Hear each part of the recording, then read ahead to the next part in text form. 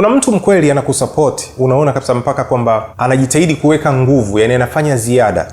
Anajitahidi kuhakikisha kwamba kama kuna kitu fulani kimekwama anaweza akakusaidia, akakuuliza kwa nipo vipi. Kama yeye hawezi kukusaidia basi anaweza kufanya jitihada zozote, labda ashike mikono watu wengine au afikishe ujumbe sehemu nyingine ili wewe uweze kusogea kupiga hatua. Lakini yule mtu mwingine yeye anaweza akawa anatia maneno tu, lakini maneno yenyewe unaona kabisa kwamba ni maneno ya kinafiki, kwa sababu yanaweza kama maneno matamu lakini hayakupeleki popote sana. Yeye anakujua, anakuambia hivi tu, anakuacha ili muda upotee. Anakuambia tu vijineno fulani ili ukifeli tu yeye wa kwanza kusema nilijua tu, lakini hautafanikiwa kwenye hili. Au anawaambia watu wengine nilijua tu, jamaa hawezi kufanikiwa. Sema jamaa anajifanya, yani anajua kile kitu, anajifanya mzee wa kujiongeza. Sawa.